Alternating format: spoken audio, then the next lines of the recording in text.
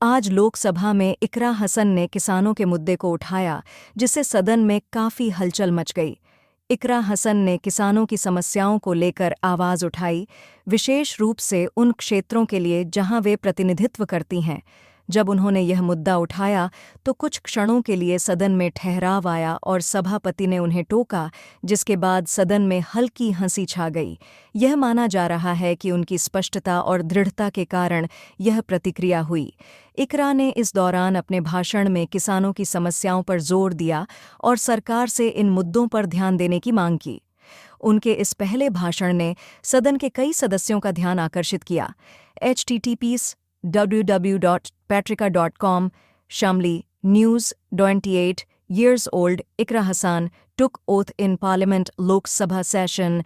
See video 18799225. Website https://gondwanauniversity.org. In his very first speech, SP-MP Ikra Hassan raised local issues, made this demand in Parliament for Hindu devotees. महोदय, आपके माध्यम से अपने क्षेत्र की एक बेहद गंभीर किसानों की समस्या आपके समक्ष रखना चाहती हूँ। अध्यक्ष जी, अभी तक देश में भूमि अधिग्रहण, पुनर्वास और पुनर्स्थापन LARR अधिनियम 2013 को पूरी तरीके से लागू नहीं किया गया है, जिससे हर दूसरे वर्ष सर्किल रेट में अनिवार्य संशोधन किया जाना जरूरी होता है।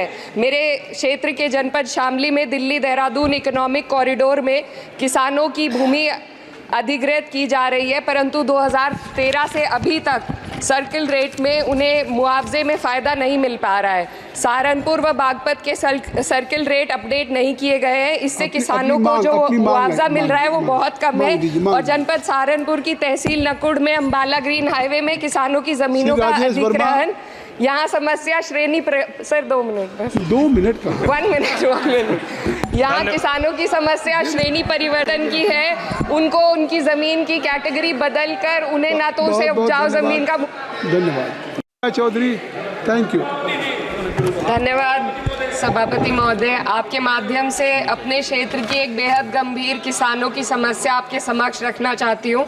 अध्यक्ष जी, अभी तक देश में भूमि अधिग्रहण, पुनर्वास और पुनर्स्थापन LARR अधिनियम 2013 को पूरी तरीके से लागू नहीं किया गया है, जिससे हर दूसरे वर्ष सर्किल रेट में अनिवार्य संशोधन किया जाना ज़रूरी होता है। मेरे क्षेत्र के जनपद शामली में दिल्ली देहरादून इकोनॉमिक कॉरिडोर में किसानों की भूमि अधिग्रहित की जा रही है, परंतु 2013 से अभी तक सर्किल रेट में उन्हें मुआवजे में फ़ायदा नहीं मिल पा रहा है। सहारनपुर व बागपत के सर्किल रेट अपडेट नहीं किए गए हैं, इससे किसानों को जो मुआवजा मिल रहा है वो बहुत कम है।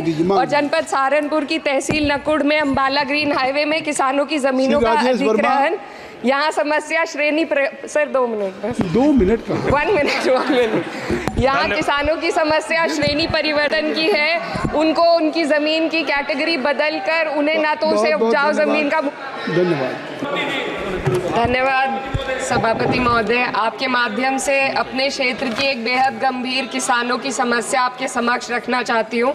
अध्यक्ष जी, अभी तक देश में भूमि अधिग्रहण, पुनर्वास और पुनर्स्थापन LARR अधिनियम 2013 को पूरी तरीके से लागू नहीं किया गया है, जिससे हर दूसरे वर्ष सर्किल रेट में अनिवार्य संशोधन किया जाना ज़रूरी होता है। मेरे क्षेत्र के जनपद शामली में दिल्ली देहरादून इकोनॉमिक कॉरिडोर में किसानों की भूमि अधिग्रहित की जा रही है, परंतु 2013 से अभी तक सर्किल रेट में उन्हें मुआवजे में फ़ायदा नहीं मिल पा रहा है। सहारनपुर व बागपत के सर्किल रेट अपडेट नहीं किए गए हैं, इससे किसानों को जो मुआवजा मिल रहा है वो बहुत कम है। और जनपद सहारनपुर की तहसील नकुड़ में अम्बाला ग्रीन हाईवे में किसानों की ज़मीनों का अधिग्रहण, यहाँ समस्या श्रेणी सर 2 मिनट बस 2 मिनट का 1 मिनट यहाँ किसानों की समस्या श्रेणी परिवर्तन की है। उनको उनकी ज़मीन की कैटेगरी बदल कर